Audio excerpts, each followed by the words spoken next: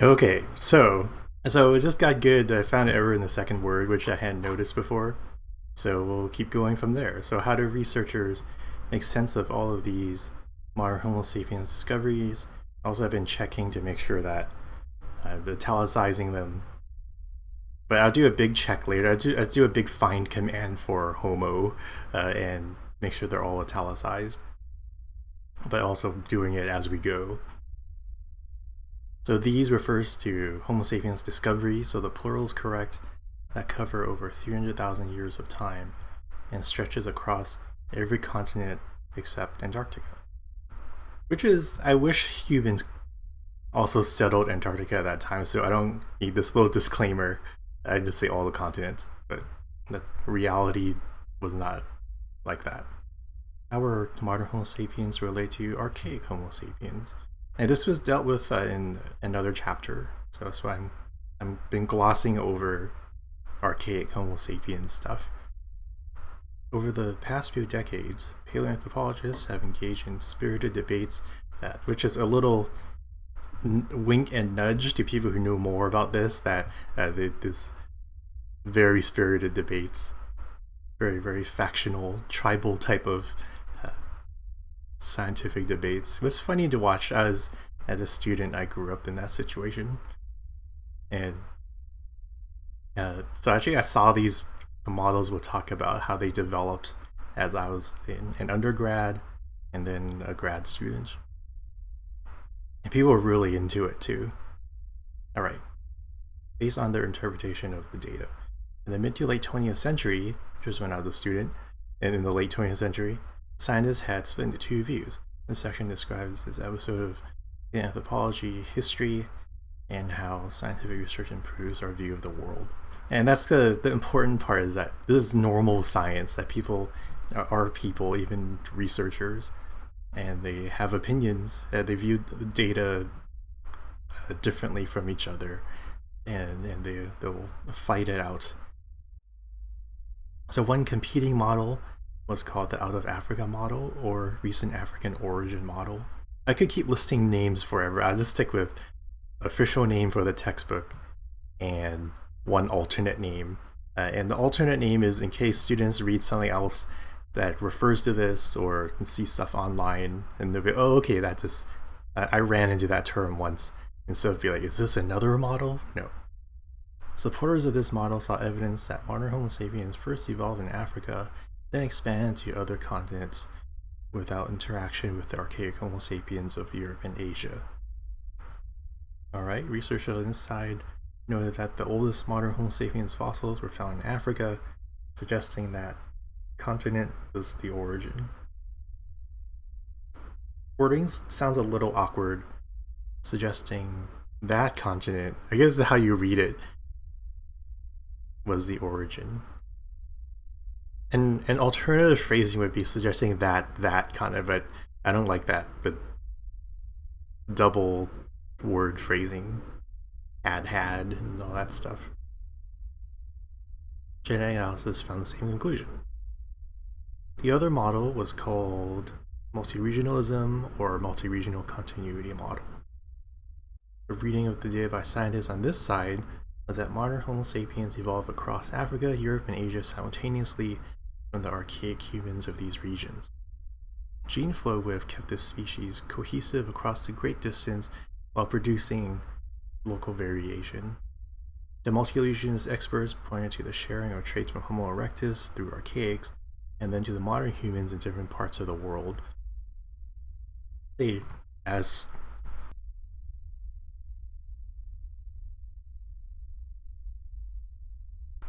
okay. Okay, not sure.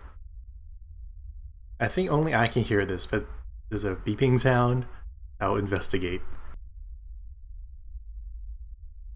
For some reason in Scrivener, when I hold down my microphone foot pedal, which is pressing the F8 button, it's making a continuous beeping sound. It's not happening in other applications, but Scrivener is the one I need.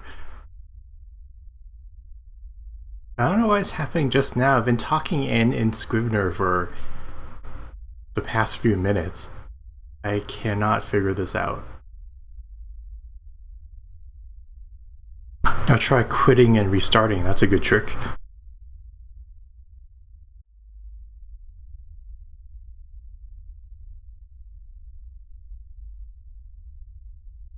Okay, that didn't work. What I could do is just change the push to talk key to like control or something. F8 is good for gaming because nothing uses F8. Ah, but the foot pedal is set to F8 and that's something I can only do in Windows. So now I just have to hold control the whole time I'm talking. Okay, I think that's the solution I'll stick with. Holding down control to talk, taking my foot off the foot pedal, which was fun while it lasted. Okay, so you also see why sometimes I don't stream when I'm writing because so many distractions getting in the way of the things I'm supposed to do. And also this is due Friday, so I'm kind of trying to get this done. Besides the text, I'm also have to do the review questions. I have to define the key terms. I think those are the big things I have. Oh, further exploration. These are links to other things. Like cool stuff on the internet and cool books, of which I have several in mind, but I haven't written them down yet. So yeah, so Friday's the deadline for this.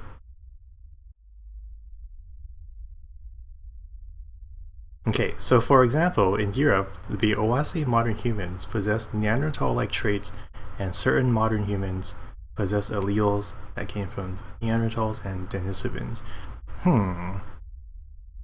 Two things I don't like about this. One is that these are, though related, different pieces of information, so it could be in different sentences. Also, I'm pretty sure I mentioned this above when I was talking about DNA and interbreeding. So I want to try to decide if I want to cut down on the redundancy, or would this serve as a good reminder that, hey, this information is important here as well. I think I'll leave it for now.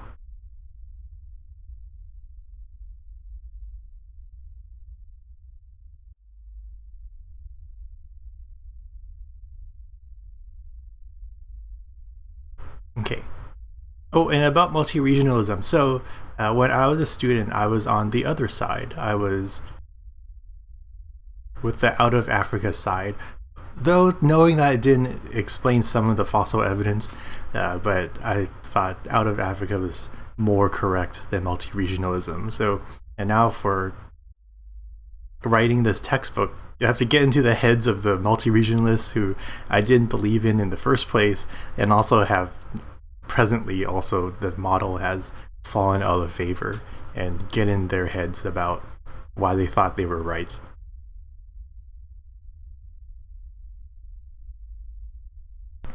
So eventually, researchers noticed that both the out of Africa model and the multi-regionalism model had elements that were supported by data and elements that were not supported. Taking the supported parts of each model and combining them formed an explanation that was more complicated, but explained much more of the scientific evidence. The merging of the two models to form a better one suits the name of the improved version, the Assimilation Model.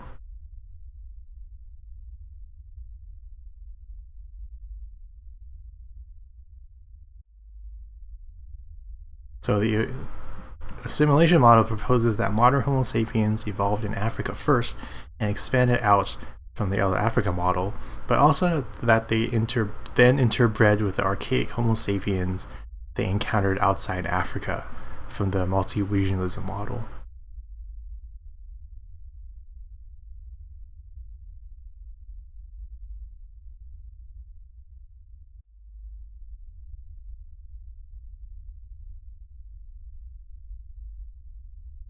This phrasing, whoops, holding down control turns on the contextual menu. This part, I think, could be simplified.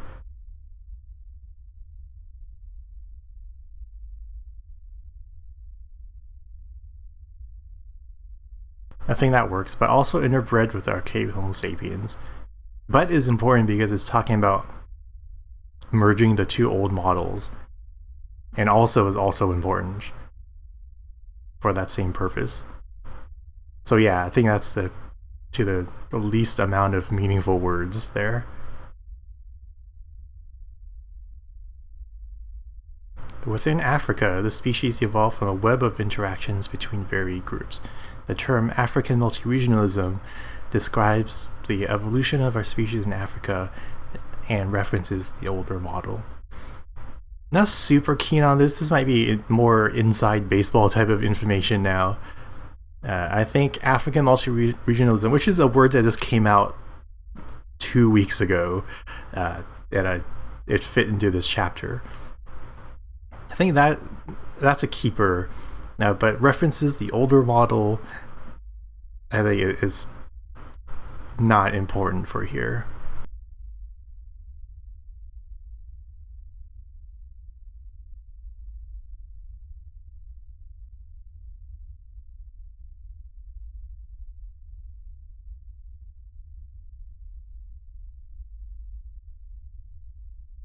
Also, there might be another part of the book that talks about this. I mean, in my chapter.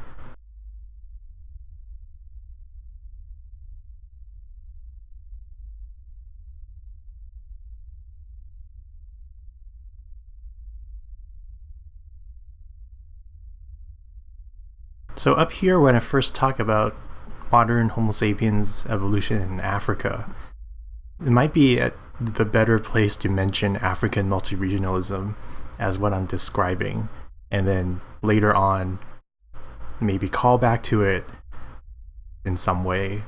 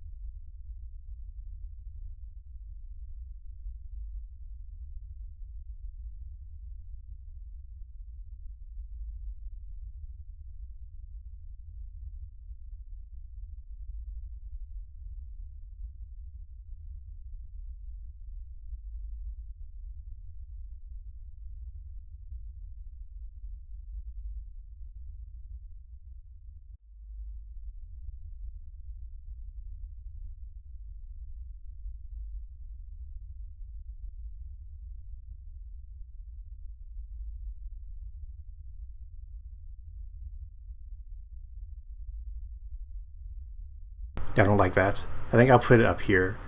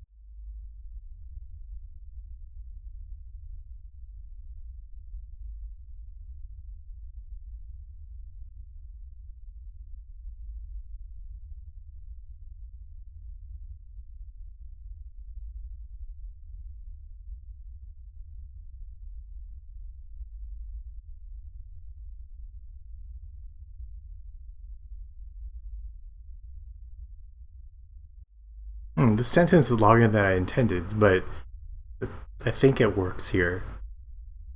So, Jabal Hood find shows that early modern Homo sapiens, not sure why modern is italicized,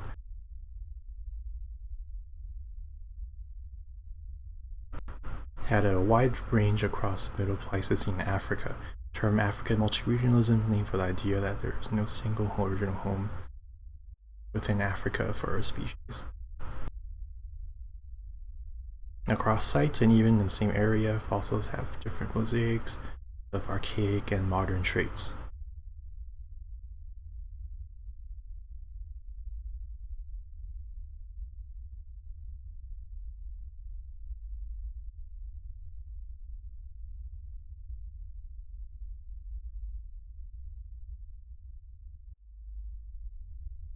So you mark that as a key term, and I have to change its location in the key terms page.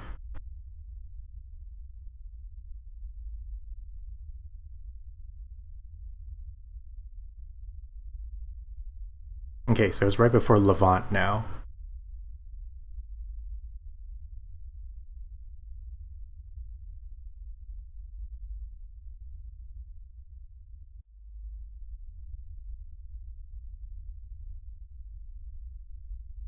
Yeah, down here is there's a pane here in Scrivener showing the key terms page, so I can view both.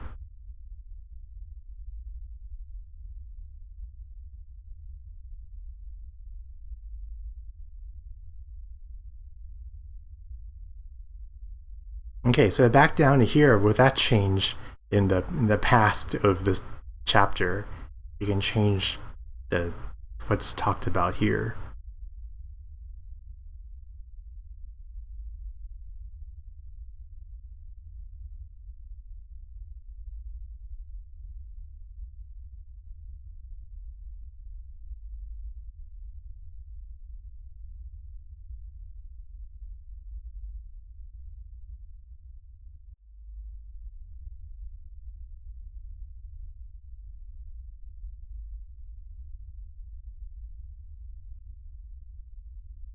I want to fit in the term African multi-regionalism somewhere, but it's hard to phrase the rest of the sentence around it.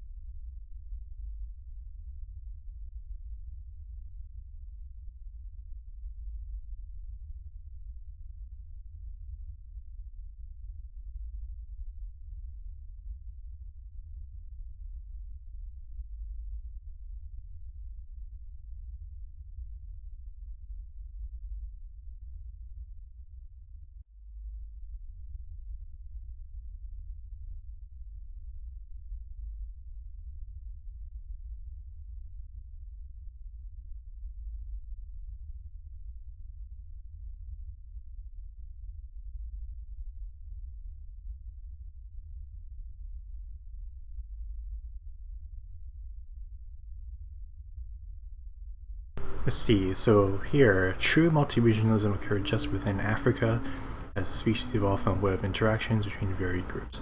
Yeah, I think that relates the attentive reader, like, okay, that was mentioned before, this African multi-regionalism.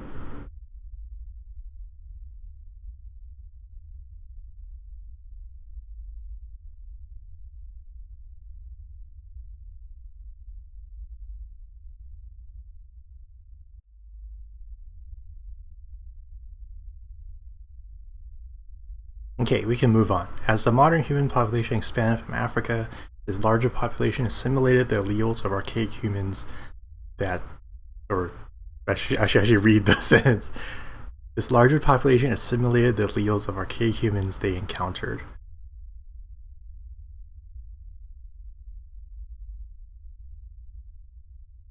The assimilation model is powerful since it explains why Africa has the oldest modern human fossils, why early modern humans found in Europe and Asia bear a resemblance to the regional archaics, and why traces of archaic DNA can be found in our genomes.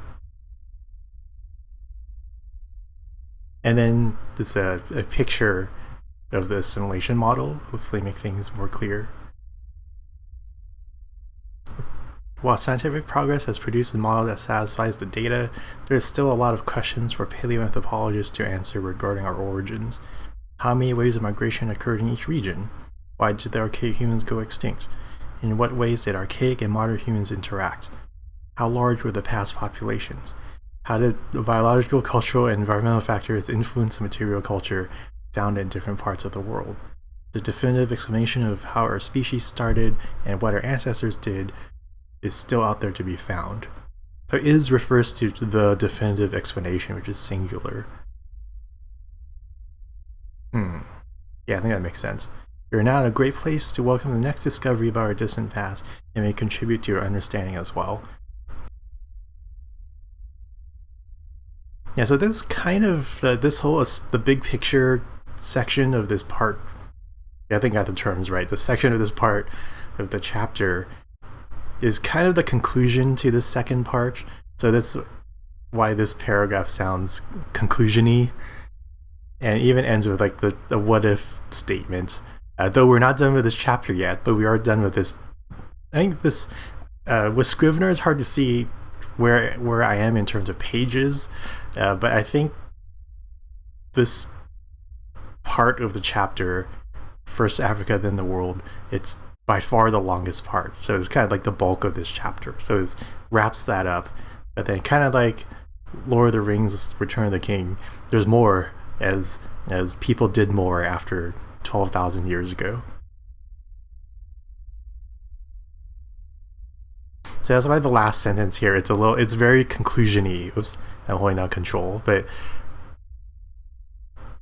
kind of engaging the reader on a more personal level. And then we go to highlight, which is like in the textbook when there's a box that's a different color and it's about some other topic. So this is mine here for my chapter, and this is more on the fun side. The tone is more like a blog post than textbook writing, and it's just about pop culture and prehistory. So it's like the resolution, I guess, if nonfiction has a resolution. But also not the end of the chapter, but end of this part. Okay, so cavemen, in quotes, or our prehistory in general, has a consistent presence in popular culture. I just say Western popular culture. From the iconic opening to 2001: A Space Odyssey to the less iconic 10,000 BC, the distant past is a common setting for dramatic stories. The prehistoric experience even gets interactive with games like Far Cry Primal, where a player can persistence hunt for food and ride a woolly mammoth! And then the picture for this fun section is going to be a screenshot of me playing this game. And the grammar checker has issues with the punctuation, but I'm right and it's wrong. So also, I believe I already title checked. Make sure all these titles, the dots are all the right places. Far Cry is 2 words, not 1 word. I'll check all that stuff. The distant past has also been saying for more comedic stories, such as Caveman with Ringo Starr, The Flintstones, and recently The Croods with Nicolas Cage. So I've been thinking about this before I started streaming. I think I'll get rid of Caveman with Ringo Starr. That's a reference for me and all the old people who would be reading this online textbook, which is like 3 people. So I'll get rid of it.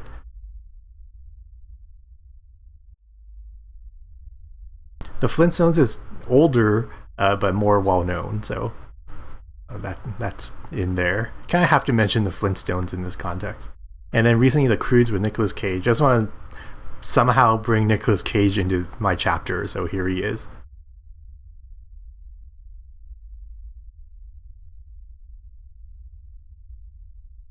See, so that all checks out. Why are we interested in the past beyond a scientific understanding? Like feudal times or the Wild West, prehistory may be a setting that is rife for telling stories that excite us. With humanity stripped of the modern conveniences we are used to today, situations become more intense. Prehistory takes this trope to the extreme. The viewer thinks about what they would do living off of the environment, unshielded from the dangers of the natural world. Experiencing or imaginings of that time may satisfy parts of our brain that evolved in that situation, just as people accustomed to urban life find enjoyment by camping or sitting around a fire with friends and family. And that's the thing I've been hitting on in the lectures, that kind of making these psychological connections between us and then these early modern Homo sapiens, these archaic Homo sapiens, and even back down to Homo erectus, that we all seem to enjoy things like a nice fire, that our brain just really likes that. We like nice waterfalls and streams, that some part of our brain is really tuned to liking that type of environment.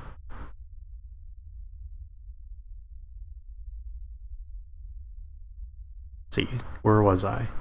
Seeing the prehistoric world portrayed may reach those parts of our psychology that feel at home away from our constructed environment. I'm going to change this phrasing. Seeing the portrayal of the prehistoric world. I think that works better.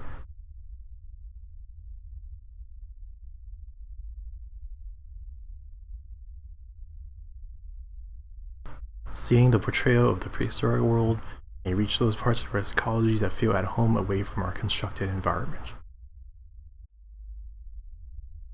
See, that said, the portrayal of the past in fiction is rarely accurate to any degree, and there is a significant lag time between the scientific view of our past and when it reaches mass media. Older works age very poorly. In the 1980s,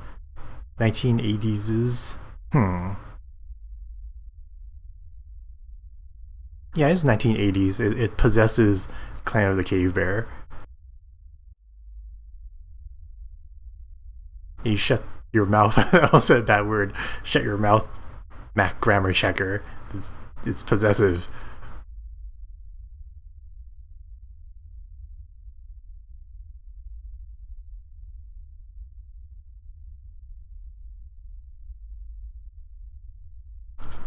Yeah, so in the 1980s, Clan of the Cave Bear, the Neanderthals had limited emotions and communicate with sign language rather than speaking. Two ideas that did not stand the test of time, but were core to the story. Man, those books, they're terrible books. And I read all of them. I think I read all but the last one. It hit a threshold where I was like, this is not worth it. Even in recent productions, prehistoric people are dim-witted and limited vocabulary. Even though the evidence shows that our brains and language abilities are basically the same today as 300,000 years ago. Our media present in the past may say more about our own values than what people were actually like long ago. Okay, so the conclusion is, as you engage in next fiction set in our distant past, consider how the presentation differs from the scientific view and why there is this divide. Also, as you enjoy the world that is presented to you, consider that we are not so different from the cavemen. We are the ones born into the world of projectors and streaming media, and we may build on that to the next medium, but at our core we are the same as the painters of Lascaux and the carvers of prehistoric figurines. I like it. Alright, so that's the end of the second part of the chapter. So the typology I've tried to have in my head is I'm working on a whole chapter, which is in 3 parts: the defining modernity, first Africa then the world, and then chain effect of agriculture. And then within each part there are sections.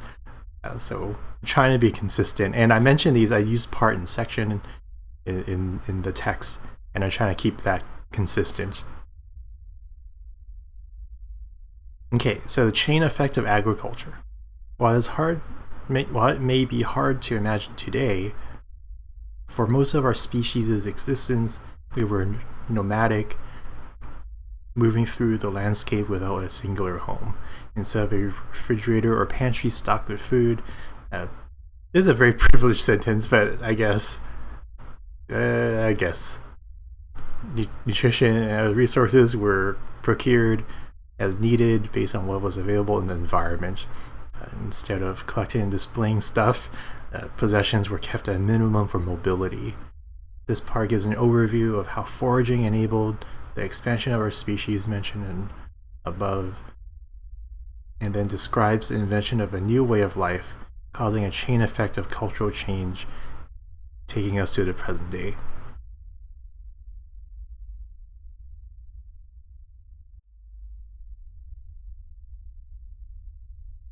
And beyond sounds really cliche, but there is a section about the future, so I guess it is and beyond. And an alternate phrasing for the present day and into the future. It's wordier, so I'm satisfied with beyond.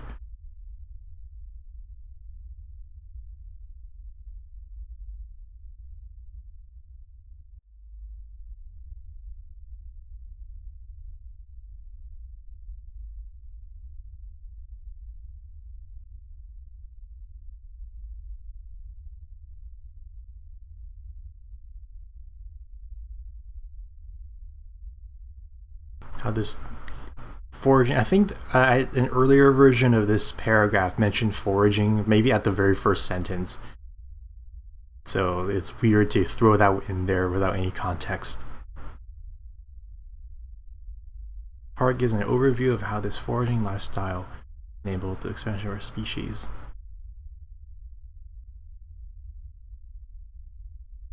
I'll delete mentioned above. Hopefully the reader remembers all the sections they just went through. And then describes the invention of a new way of life.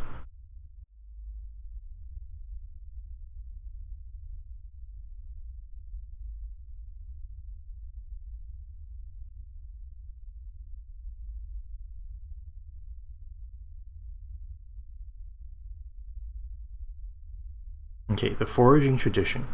To understand our species is to understand foraging, or the search for resources in the environment. This subsistence strategy or method to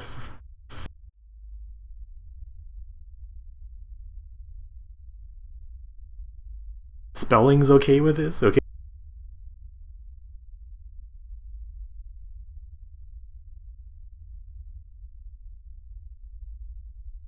Yes, checking spelling. I don't know what's going on there.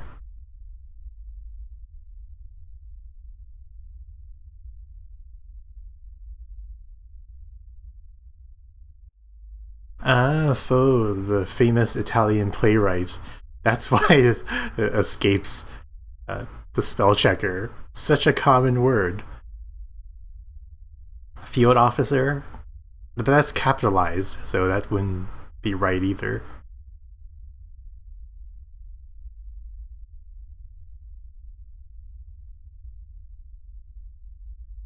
Yeah, I guess for Darius Foe and field officer or foreign office, that Foe escapes the spell checker, even though this would be capitalized. That's all capitalized.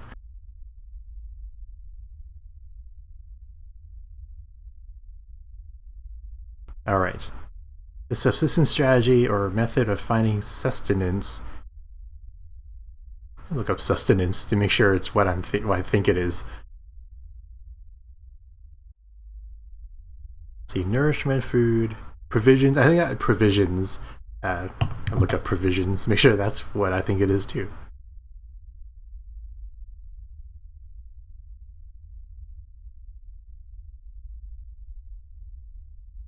Supplies. Yeah, I meant supplies. I don't have to look up supplies.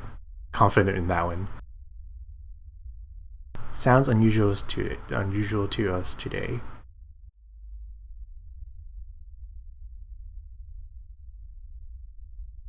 And for some people in the world, it's like that's perfectly our life. But for most of us today, I say most of us next. So one of those has to go.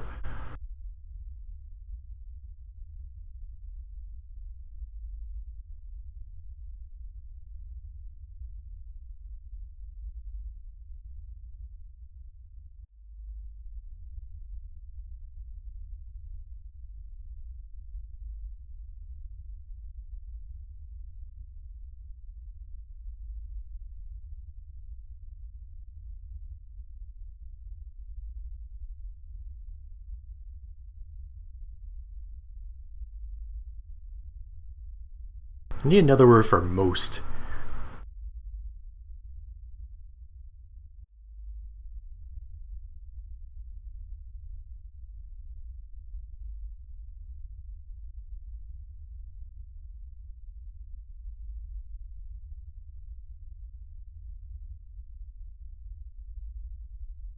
See, pronouns. Really all. That's all. Greatest part. majority, the bulk, the bulk, the preponderance.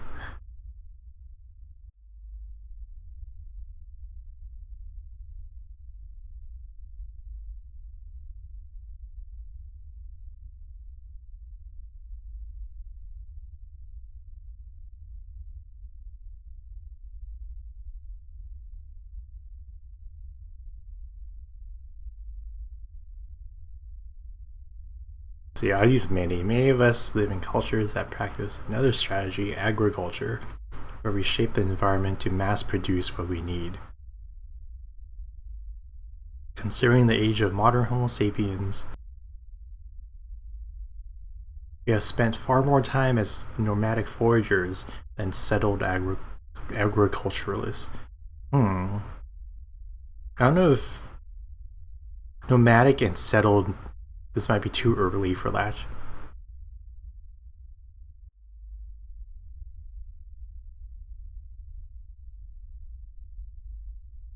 No, I think that's the right time for that.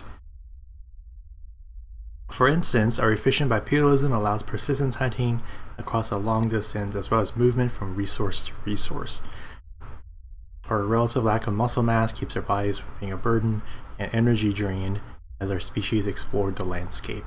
Even our psychological tendencies towards short-term gain and our ability to form social networks of up to around 150 people may derive from the foraging lifestyle.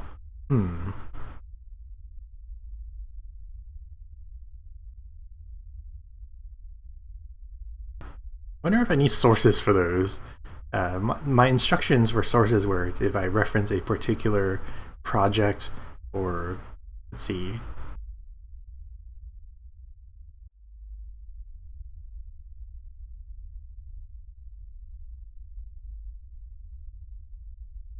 these are instructions I was given. So information arises from a particular project or body of research. Common established knowledge from the field doesn't need specific citations.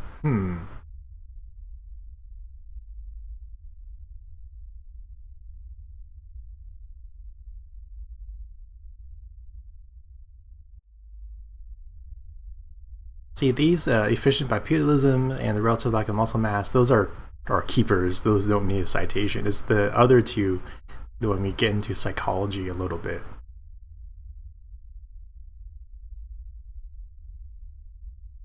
Might add citations to those, but not right now. I'll keep with the reading. How does human foraging or hunting and gathering work? Anthropologists have used all four fields to answer this question. Typically, people form bands or groups of around 50 and rarely over 100.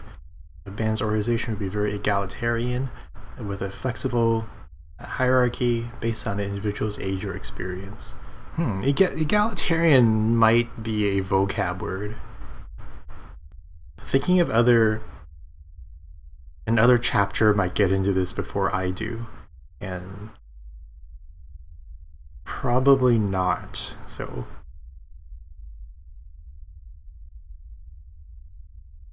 also, I should add the other terms to my list.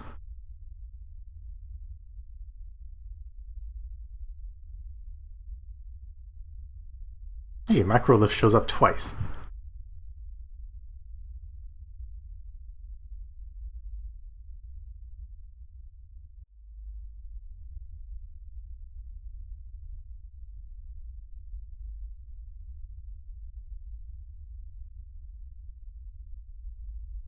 Yeah, that's the one before Beringia is correct.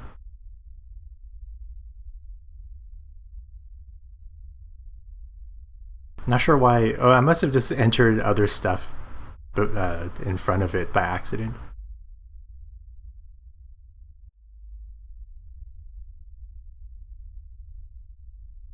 Okay, so new terms. Foraging.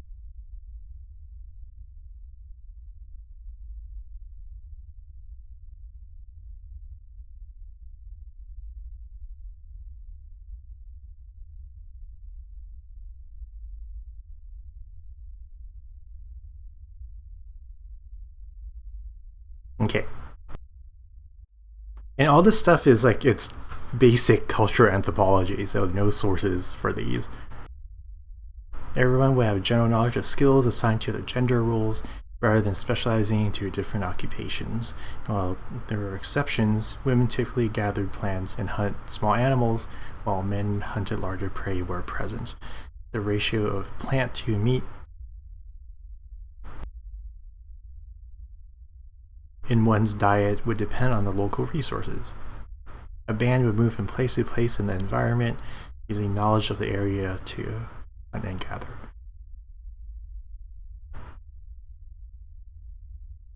I use hunt and gathering up here as a little nudge, saying, "Hey, this is the old term." It might ring a bell. I'll keep both of these. As the location's resources become used up and as human waste accumulated, which is very important, the band would travel to another patch. Due to the human omnivorous diet and cultural ability, there remain usable items.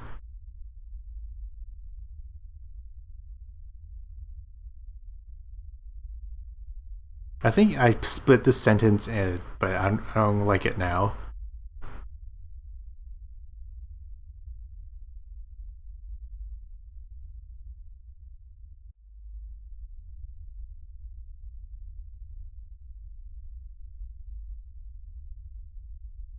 Also, I don't think I even need this sentence. Let's see, as human waste accumulated, the band would travel to another patch.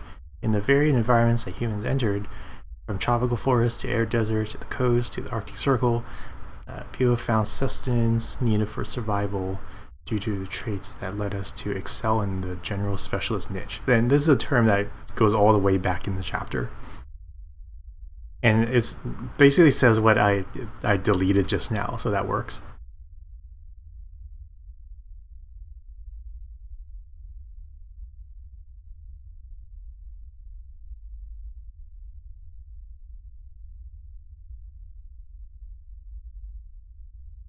Though, something I might want to change is tropical forest to deserts to coast to Arctic Circle. These are, except for the coast, these are all crummy and unusual places for foragers to live up until the present day. So I want to add another good environment amongst this mix here.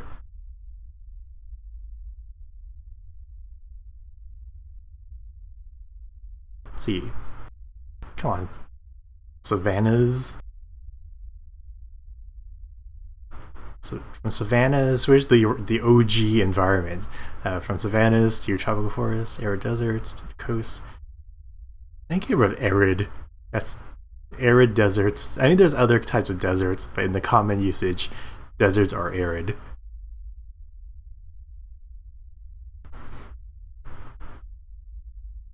Found sustenance for survival due to traits that led us needed for.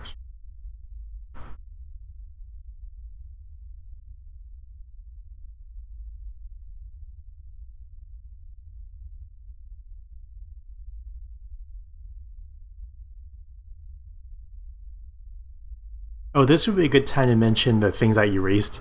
Uh, Cultural ability and omnivory.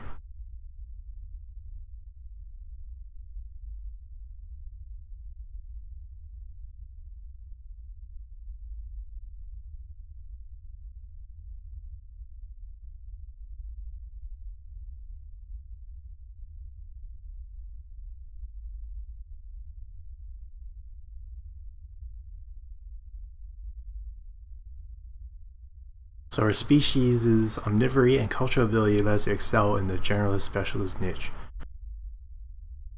And so it flagged omnivory. I'm pretty sure it's right. I'm going to look it up.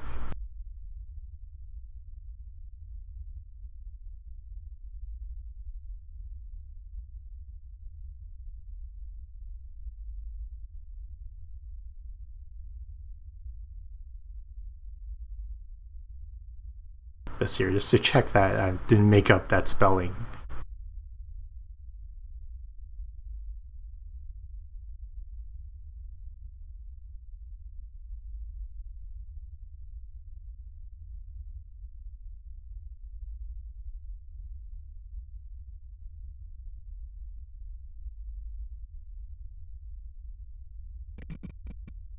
I'm looking at my mic levels. It wasn't moving before. I hope there's been audio for like the past 10 minutes. It's working now.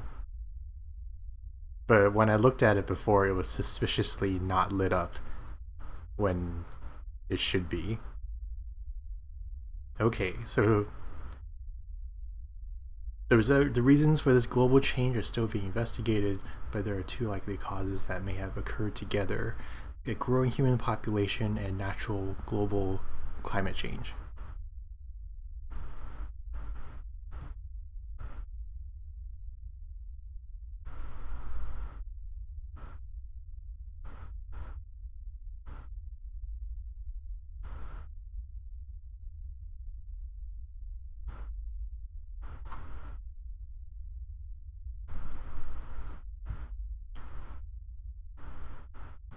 Okay, so overcrowding could.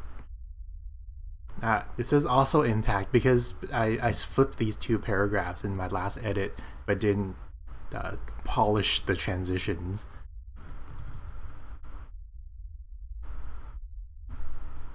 See, overcrowding could impact the success of foraging and environment, uh, leading to the development of a more productive subsistence strategy. Not sure why it was an environment. It should foraging in the environment.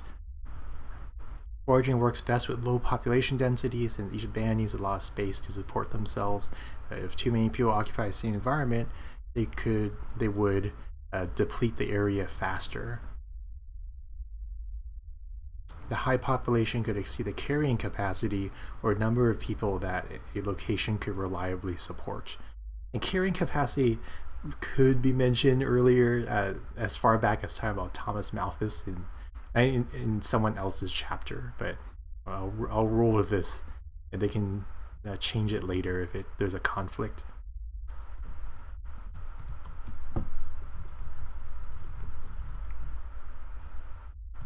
For instance, what if a band arrived at a grove of nutritious plants they were depending on, but it had already been used by other groups? The late arrivals are suddenly in a dire situation without the food they were depending on finding.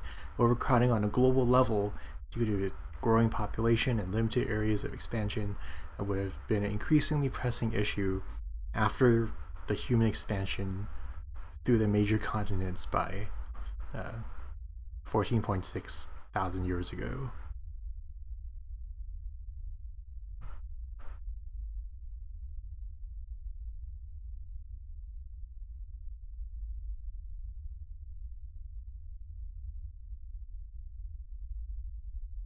I think that sounds good. Surprisingly good for a recently written thing that hasn't gone through editing waves.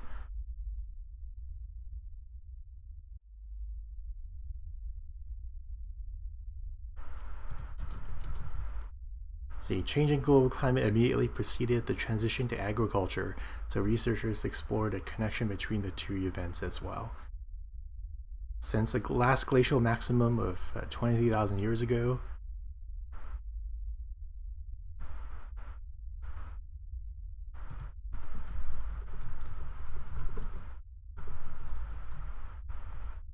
the Earth slowly warmed. At 13,000 years ago, the temperature in most of the northern hemisphere dropped suddenly in a phenomenon called the Younger Dryas. Glaciers returned in Europe, Asia, and North America.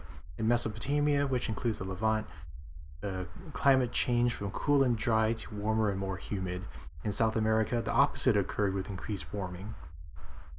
The change would have occurred over decades, disrupting the usual nomadic patterns and subsistence of foragers around the world. The Younger Dryas lasted until 11.7 thousand years ago, when the climate trends returned to the long-term warming pattern. The timing of this event and the disruption to the life of foragers that the shift would have caused could have been a factor in spurring the transition to agriculture.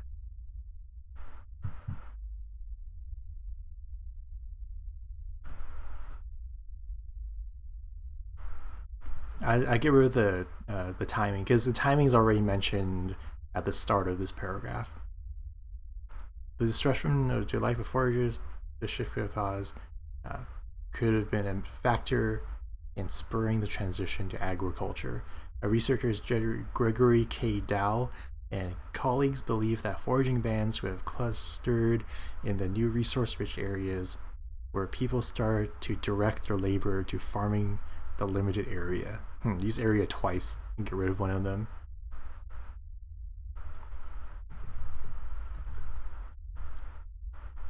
Places. In the new resource-rich places where people started to direct their labor to farming the limited area. A continued practice with prompt innovations such as better tools. Increasing productivity. There. After youngest drought ended, people would have expanded out of the clusters. As a re-inhabited region, they brought with them a culture in which farming is the norm, allowing the technology and knowledge for the subsistence strategy. That sounds pretty good. Also, I should add a citation because, especially, I mentioned a researcher by name. I'm summoning bookends, which is the bibliography software.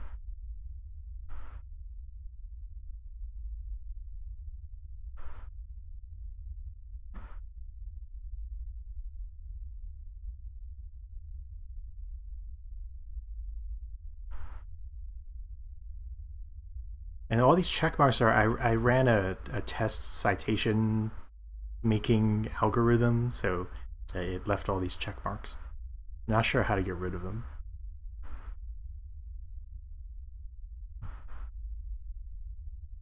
Here, this is one I want. So make sure the cursor is in the correct place. It was not. And then right click here. Hey, or control click, which is my mic button, so that works. And then copy citation and modifiers, because I just want the date, because I mentioned the researchers already.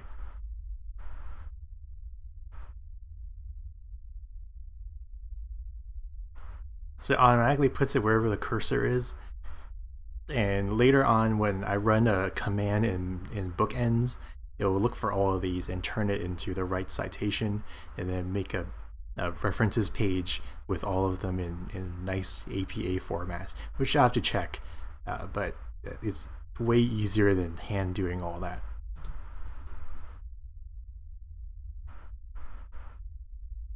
See, the double threat of global climate change. So this is another relic of when these paragraphs were flipped.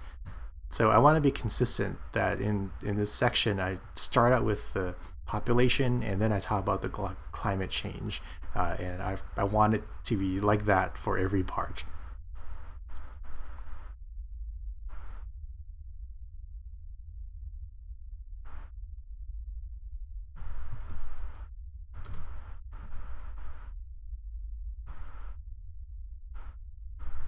See, the double threat of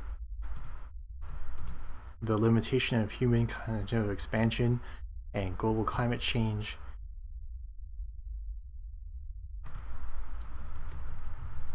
And the sudden global climate change, and it places bands in peril as more populations outpace their environment's carrying capacity. So tie in all the vocab words and the concepts here in one sentence, which reads surprisingly well.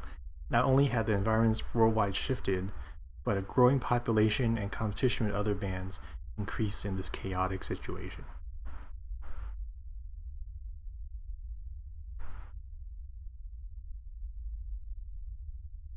And again, these two, I should flip them just to be consistent with all the other mentions.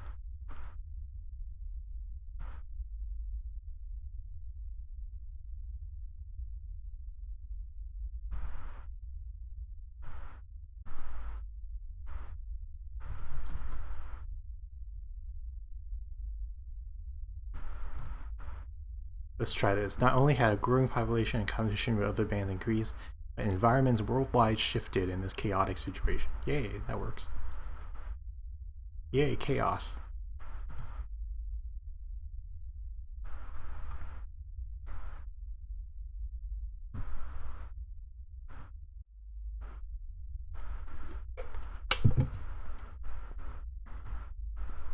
I did notice this kind of just ends. There should be a conclusion sentence for this that ties into the next section, which is about the actual places where agriculture was invented.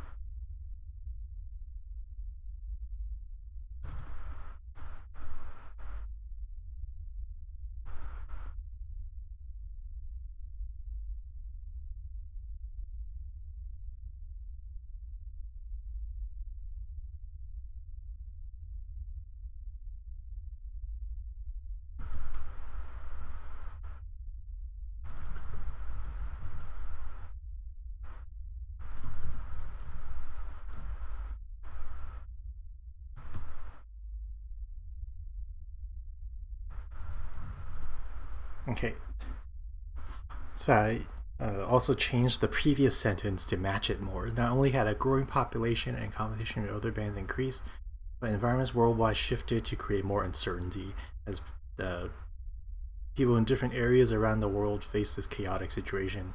Places became the independent origins of agriculture.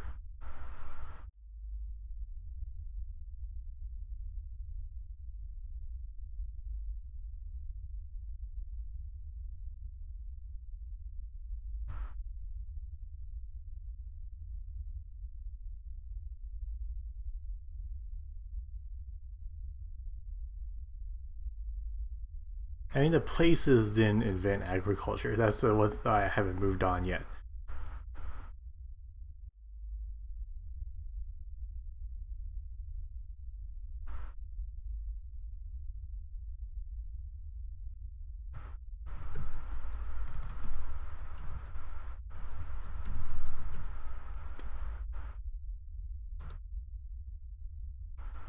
So as people in different areas around the world faced this chaotic situation, they became the independent inventors of agriculture. There, more people-based.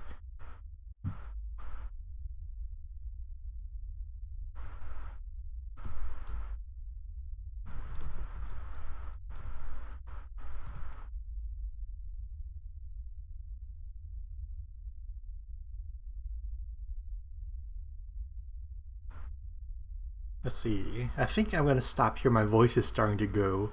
I've been up for over an hour for this stream, and then I had a few bad streams before. So um, I'll end the stream for now, and we'll see what's there to do next time I come back on. So I had a few viewers here and there, and so thanks for watching. If you're watching this on YouTube, if I put this up later, thank you as well.